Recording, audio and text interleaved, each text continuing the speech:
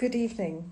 Starting by saying that blessed are those who have the opportunity to go beyond their mortal selves and work on a collective goal of making this world a bit more kinder and a little bit more wiser for our future generations. Thank you, Human Wisdom Project, for helping me be one of the 65 coaches working around the world.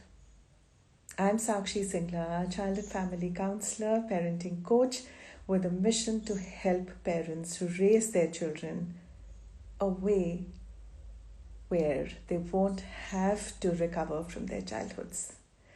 And I'm introducing today the Human Wisdom Project with none other than the founder, Dr. Manoj Krishnan. I am just bringing in. Thank you so much for joining this evening. Really looking forward to speaking with Dr. Manoj Krishnan. Hi, Sakshi. Hey, Manoj, how are you? Very well. I've really been looking forward to this conversation. It's my first Instagram live, so I'm very excited. Very, very happy to have you here, Manoj. I'd like to start with telling my listeners a little bit about you, and I'm going to leave you to tell us more about the Human Wisdom Project. This is the first time we are talking about here.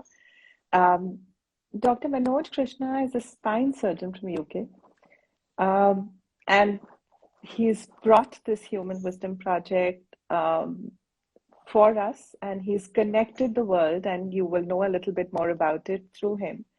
But Manoj, instead of me telling the people about you, I'd like to ask you, tell us your story and how come from a world of surgery and healing physical bodies, you are doing what you're doing right now, healing souls, healing inner selves, and helping the world become a little bit more kinder, I hope, and peaceful. Just tell us, where did it all start, Manoj? Well, I've been interested. I remember when I was an 18-year-old, I was cycling up this bridge in Pune, and I was feeling lonely.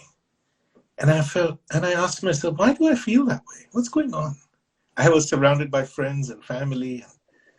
So it's from a really young age that I've been curious about what we feel and how we think and so on. Then I became a surgeon, and as my understanding grew of myself and how my mind worked, I realized, my goodness, if we could share this with the world, it would just transform the future of humanity. Because you see, every problem that we humans face, for which there's no easy answer, begins in our thinking. Whether it's relationship conflict or addiction or violence or stress and anxiety. And a few years ago, I was driving home from work, and a children's hospital in the Middle East was bombed. And there was these children screaming, and I felt we human beings can do better. We human beings need to do better. And that's when I transitioned out of medicine. I started working with children, and I discovered they already have this wisdom. You just need to draw it out of them. The root word education is educere, which is to draw out. It's not to stuff their heads with what we know. It's to draw out the wisdom they already have. And I thought that in their wisdom lay the future of humanity. And so then I said, how can we take this to the world? So we set up the Human Wisdom Project. We built the Human Wisdom app. And we've just started getting going in the world. And then to take this message to the world, we trained about 65 human wisdom coaches around the world. And Sakshi, as you know, you're one of them. And all the way from California to New Zealand. And we have a great collection in India. And I'm hoping that as we spread this message and more people learn to understand themselves, how their minds work, it will awaken their own wisdom. And this can transform their own lives and live with peace, joy, which is what we were born for, not for conflict, as you know. Absolutely. And wisdom seems like a very simple word. We've been using it for centuries. I think we understand what it is, but what you said is so relevant to any one of us and every one of us. I mean, if we could get more peaceful inside, if we could understand who we were and how our thoughts make us who we are, I think the world would change. And the bigger picture, I know, of Wisdom program is also to eventually change and decrease conflict in this world. And it's full of it right now. Yes. You know, in a But way, it's so simple, you know, Sakshi. That's the beauty of it. You know, and the implications of it, though, are completely profound. So, for example, if you become aware that in any conversation, when you enter a conversation, most of the time we join because we want to say something, not because we want to listen or we're curious about what the other person has to say. That's how our mind is, you see. And of course, if two people join a conversation with the same urge inside them to speak rather than to listen, there's going to be conflict. And there is, you know, in relationships, when you're talking to children or talking to each other. And just that simple realization, oh my goodness, this is what my mind is doing. Then it makes you pause, become quieter, be curious, listen, and so on. And most of the problems then disappear or are not there. Actually, what we are talking today is also, which I think is very, very relevant to the parents here. I work with a lot of parents, Manoj, you know. So tell me, if I ask you, could wisdom be the most important thing that parents could learn?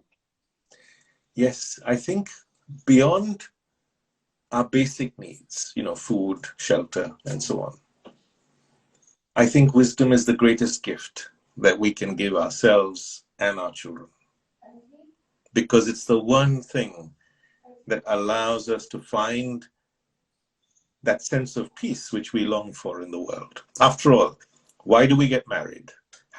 Want to make lots of money, want to become famous and rich? Because we want to be happy. But none of those things make us happy for long, right? Then we got to chase the next thing, and then the next thing. And on the way, we encounter frustration, our minds become dull, our lives become full of conflict. But the thing that we're looking for outside is actually inside, isn't it? And what we're trying to do is to help people, saying, look, wherever you are, let's begin together. We'll walk with you and help you access your own wisdom. We're not going to tell you what to think or what to do. Just your own understanding of your own thinking will bring this wisdom into your life. It's really simple. I wish it was that simple, Manoj. I know it's very simple, but to actually practice it would mean that we would need to unlearn a lot of things, yes. Which is what I think the Human Wisdom Project is attempting to do. But tell me, and you did say that earlier as well, that communication is one of the things that makes or breaks our relationships, may it be with our spouses, with our friends, or with our children, especially teenagers. How does your work and how I know you've done work with children.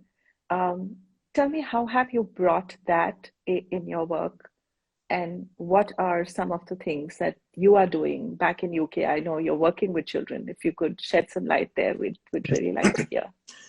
So let's talk about communication.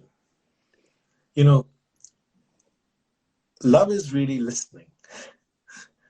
You know, if you love anybody, the first duty of love is to listen. That's a quote from Paul Illich. But listening is not just to the words. See, there's listening to the emotion behind the words, listening to what is not being said, listening to the general energy of someone, if they're agitated or calm or what's going on. And then pausing after someone has spoken to allow that space for something to sink in. if someone feels deeply listened to, it's a healing process for them.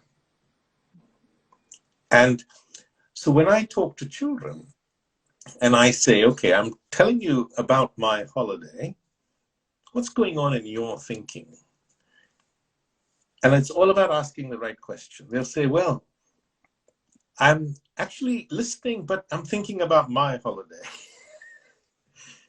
And I said, okay, so when you start thinking about what to say, are you still listening? And they say, no, we're not listening anymore. See? So when you're talking to me, there's a reaction in my thinking, and the moment that reaction comes, I stop listening to you. So that's a really simple thing that children pick up straight away. And I asked them, so what's the beauty of listening? And this is from a child who's 10, who said, when you listen, you learn. As simple as that, and so important, because we've stopped learning. Yes. If we are not listening, we are not learning. And like you said, we are reacting. Yes. And we are maybe building our own comparisons, going in our own heads and thinking about ourselves. And they say that if somebody feels heard and seen, we are in a good place.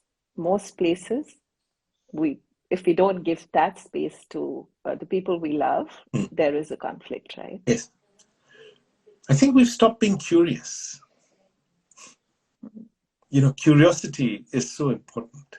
Not just about the world. Like you look at a tree and there's so much to discover in a tree. The other day I learned that in an oak tree here in England, there's 2,300 species that live in one oak tree. Now you could just pass that tree every day, but if you stopped and were curious, you'd learn so much. Similarly, we can be curious about each other. And more importantly, curious about ourselves. What's going on in my thinking? For example, let's talk about stress, actually. Everyone's stressed, right? Yeah. What's going on in my thinking that makes me feel stressed? So we think our stress is caused by our partners, the way our child is speaking to us, or he's not got the grades in the exam, or he's still in bed at 12 o'clock. So that's a big one. Right? That's a really big one, yeah. But if you think about it, no two people in a traffic jam are stressed to the same degree. One person may be stressed, the other person's not stressed at all. In any situation, if you have a group of people. So that tells us that stress is actually a reaction from our thinking to what's happening outside. Right? That's a big one. So what you're saying is that there is an external event. Yes. And that could be a traffic jam. How we are looking at it or how we react is different. Because of what? Because of our inner self? Because of us? Because of going our back to influences, all the influences that go to make up Manoj and Sakshi.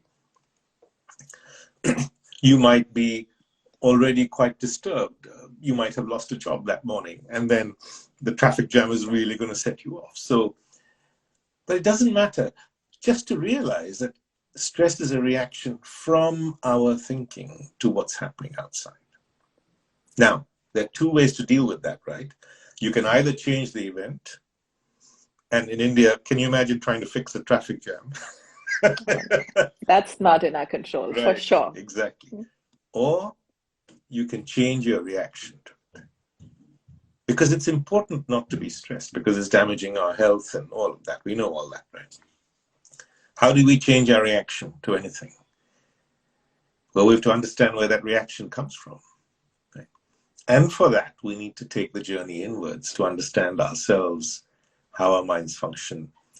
It's like learning to swim. You don't need a degree for that, You just need to get in the water and start. You just need to begin looking and learning about yourself. And it's actually really simple. So when you start looking, you realize stress is just the difference between how things are and how you want them to be. So beautifully put, Manoj. Right? So beautifully put. So if you can accept things as they are, your stress disappears. And even if you can't, if something needs changing, you can do it with a mind that is not stressed. Stressed.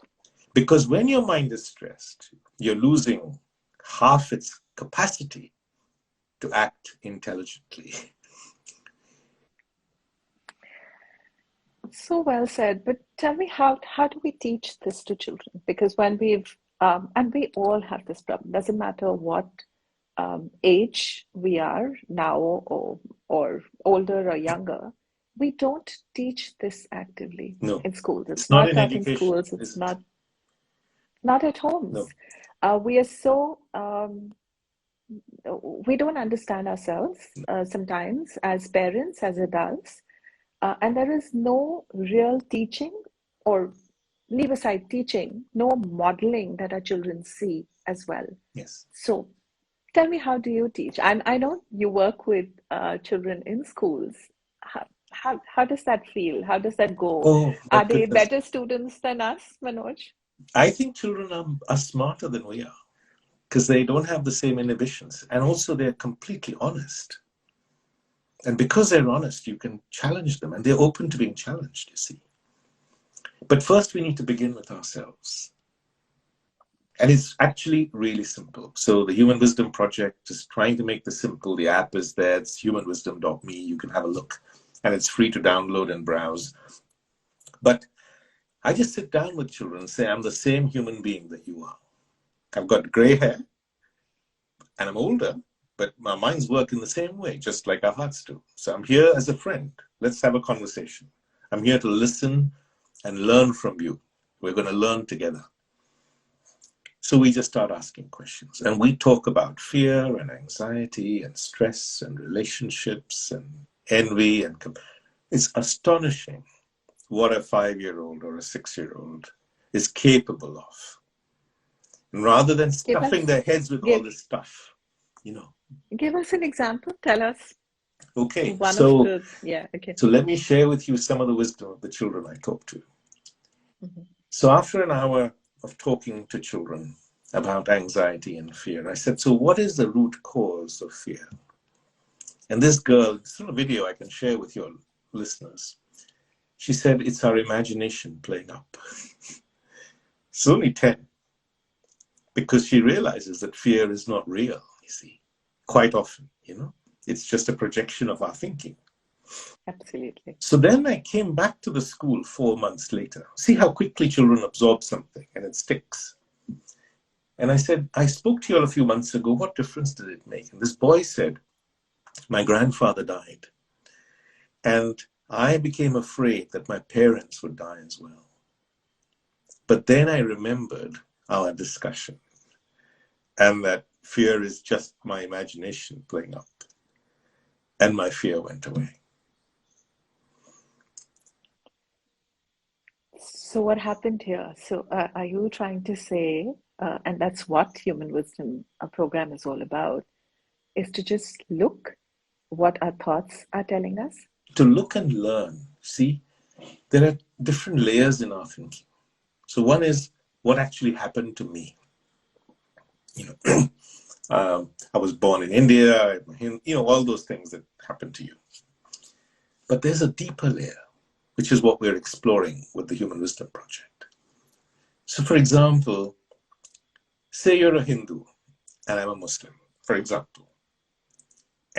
Or you're Catholic and I'm Protestant, doesn't matter what we are. And we dislike each other. And we are sure that there's lots of reasons why we don't like each other. But if we go deeper, we realize, hey, we've all been conditioned or influenced by our particular influences, right?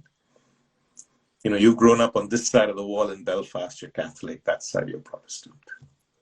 Or India or Pakistan, doesn't matter, Israel, Palestine. But the process of conditioning is the same, which means I'm not even aware that I've been conditioned, and yet I'm attached to my conditioning. I'm attached to the books I've read, the storybooks, you know, you're attached to your books. When you and I see the process underneath is the same, our animosity disappears. Deep down, we're the same human being, see. But it comes from a deeper understanding of that fact. Or if you explore the nature of fear and you realize your mind is just magnifying all these threats that aren't real. Do you know, 20% of the world suffers from anxiety. 80% suffers from stress. Relationship unhappiness is around 80% in all relationships all over the world. And this wisdom, living with this wisdom, could make a difference to all of that. You know that, Sakshi, in your work. You've been working with children and parents, and this is what you've been telling them for so long. Huge. And here we've got, I hope, solutions, which I guess a lot of self-help books and a lot of other work being done in this world is providing. But are we ready to take it on? Is something that, again, we need to think. Tell us a little bit about, since we're doing communication, and here parents are very keen on understanding how to communicate better with their children. And you're right, I mean, communication with our spouses, communication with our friends, communication in general is one of the root causes of misunderstanding and conflicts in any kind of relationship. But when it comes to our children, very often with teenagers, we think a little bit more, but with children, we don't stop and think too much because we feel we are in control. We are the ones who are going to make them the best people they can be, forgetting that on the way, we sometimes bruise them and give them wounds, which become generational patterns. And I do a lot of work on that. Yes. So tell me how, okay. And I know there is a beautiful communication module. I've gone through it. And also to tell all my listeners, the people who follow me here, is that a lot of this program has changed and helped me become a better counselor and a coach, and I'm using a lot of the work done by Manoj and his team, and it's really brought a lot of difference in my own learning. Over to you, Manoj. Would really like you to tell us more about. Okay, so let's take a simple thing. You know, when you wake up and realize a simple fact that your mind compares all the time, but you're not aware of it. Okay. It's essential for life in many ways, because I know it's your Sakshi, because I've met you before, but it's happening automatically and unconsciously right now. So if you're telling me you've been to the Maldives on holiday, my first reaction might be jealousy because I can't afford to go, for example. Or if I'm on Instagram and I'm seeing pictures of people doing beautiful things, I start having low self-esteem. Now look at this beautiful conversation I had with an 8-year-old the other day. I said, you're sitting next to your best friend, and the maths results have just been declared in the class, and she has got more marks than you. Let's explore what's going on. She says, I don't like my friend because she's making me feel bad, because I'm jealous, I'm feeling bad because of her. I don't like myself because I think I'm no good. And I stopped liking the subject because I think, why should I bother? Because the subject, she associates the subject with how she's feeling, you see.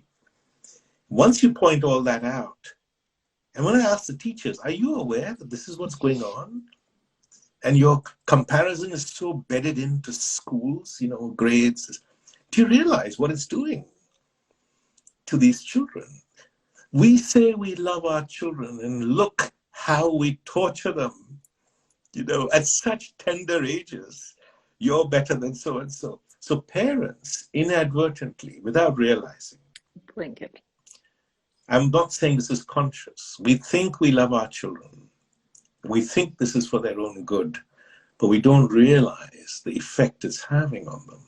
We're comparing one child with another, one brother with his sister. Why don't you study like your brother? He's smarter than you. Why aren't you like getting the grades that, oh, you got, you're fifth in the class? Why are you fifth? Come on, let's be number one. And so on. You see what I mean? So what this is doing is it conditions a child to believing that happiness lies in being number one. And what does that do as you become an adult? There are 8 billion people on the planet. Are you going to be better than everybody? There's always going to be someone who's better at something than you are. So that means you've been set up for your life to be chronically miserable. And this starts from childhood without realizing. See, I'm not saying this is right or wrong. I'm saying if you had this understanding, we could respond with wisdom. Understanding awakens wisdom. It's as simple as that. That's a big one, Manoj. This is something that we've really not made the connection with in our parenting, and we are only beginning to do it now. A lot of my work rests on this as well. Um, how how does this all work? So what do we do? Do we work with the children? We work when they become teenagers. We work with parents. I know you've got various programs in the Human Wisdom programs. Tell us a little bit about that. I think we have to begin with ourselves in a gentle way, I love that. in a loving, compassionate way. I am the same human being as everybody else. I'm just going to take the first step, as Rumi said. When you take the first step, the way opens. I'm going to begin this journey of learning about myself. There are lots of aids. The Human Wisdom Project is one of them. You can look at the website and the app. But the main thing is to want to begin and learn. As you begin to learn and grow in wisdom, you can then pass this on to your children. Then you learn the most important thing a child needs is to feel accepted as they are, to feel loved as they are. Doesn't matter what your grades are or how good you are in football or athletics or see, because we are using our children in a way for our own fulfillment of our own ego. My child got these grades. My child has gone to Stanford. In the end, it's just for our own pleasure. Are we rearing our children for our own pleasure? Very often. And if we realize we're doing that, what does that say? We're doing this without realizing. You see what I mean? Or are we bringing up our children for their benefit to face the challenges of life that are coming, right? To be excellent human beings who live with peace and joy and have happy, fulfilling relationships, who have a sense of peace and content, who feel connected with nature, who are going to try and solve the problems of humanity. This is what humanity needs right now. We need an enlightened group of people to start walking together. And this enlightenment is not like the Buddha. It's right now. The moment you realize your mind's comparing and you stop, or you do it when you need to.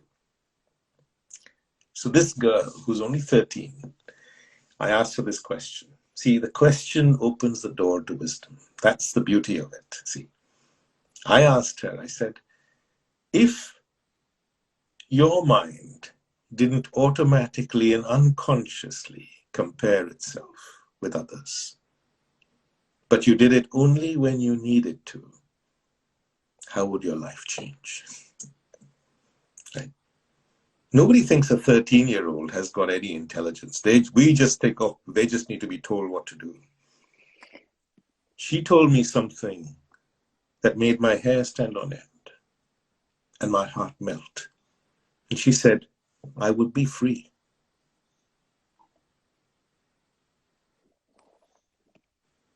That's huge. That's huge See? because that's what we don't let our children to So be. we need to bring this wisdom into education. Everything we're teaching them is on their phone anyway, right? Even the teacher who's teaching maths has to read the night before. She's not remembered it. Yeah. No. And this wisdom is not from a book. It's not from experience. It's not psychology or philosophy. It's looking and learning about ourselves. It's simple as that. And it's so simple, profound, beautiful, life-changing. And I hope that together we can share this, the beauty of this with the world. Already on the job and on the way, Manoj. We've got 65 coaches already working around the globe, and I've been one of the very early ones, and I'm really, really proud to say that, Manoj. But the way you've built and the way the program's built, I think whoever I speak with, or Manoj speaks with, or any of these 65 coaches that we have all over the world speak with, they find the connect with what is being talked about, and that is the beauty. Yes. So working with children, work, of course, like you said, starting with ourselves, being better people, better parents, teaching our children and teenagers to be more connected to what this world is going to look like tomorrow. And I know the big goals. Tell us how, and I know the app. Um, how are we going to change the world? How is there going to be less poverty, less conflict, less wars? Um, Tell us something about that, Manoj, just to before we end the live, because I want people to see the big picture, because there is a much bigger picture than um, than us, and there's a huge connect. Yes. So let's take the biggest problem the world faces right now, climate change. Right? Absolutely the number one problem, because in 80 years' time, at the turn of the century, our children are going to have a future that is not going to be pleasant by any standards. There's going to be no raw materials in the ground because we would have used them all up. Temperatures would have climbed. Life is going to become unlivable.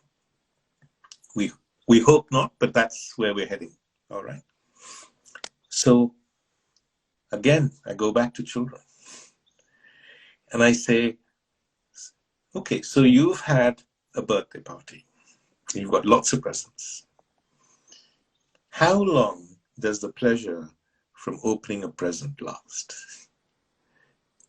And they say, not long. As soon as you open it, you see what it is. Have you noticed Move on to the so next often one. the presents are lying here and their children are running around. They don't care anymore. I said, what do you feel once the pleasure ends? So pleasure doesn't last long. How do you feel when the pleasure ends? And they said, we feel empty. We feel bored, feel restless. And I said, what do you need to do next? Oh, we need to do something to have some more pleasure again. Right? I said, like what? Well, we need to buy something new, like a toy. And the teacher who was in the class with me said, oh, I like to buy shoes. I've got 150 pairs of shoes, and I'm looking to buy my next one. She didn't see the irony in it at all. She said it with a great smile. Okay. So I said, the pleasure doesn't last long. When it ends, it leaves some emptiness in you. These are 10-year-olds, by the way, and it's on video, so everyone can watch this. And you need to, I said, are you aware this is going on? They said, no, we are not aware. All right. I said, what are the implications for your life? They said, sometimes, this is in England, by the way, there's no food to eat because parents have spent all the money on whatever, or they go into debt. So I said, what's the impact on the planet? And they said, it leads to pollution and causes global warming. Scientists are saying that overconsumption is causing global warming, but 10-year-olds will tell you that without reading any book at all. So I said, what's the answer? And this 10-year-old girl said, we have to find ways of having pleasure which don't involve buying things. And I said, okay, what else is the answer? So this other girl said, if we could find an answer to our inner boredom, we wouldn't Beautiful. need to buy so many things, right? So I said, what's the answer to our inner boredom? Again, I'm just sitting and asking questions, actually. And the same girl said, if I stay with it, it goes away. So I think with this, living with this wisdom, if we lived with a greater sense of peace inside, with no conflict, happy relationships, all of that, we would consume what we needed. You know, we could address the issue of global warming in that way. Why isn't this common knowledge? It really, really seems simple, Manoj.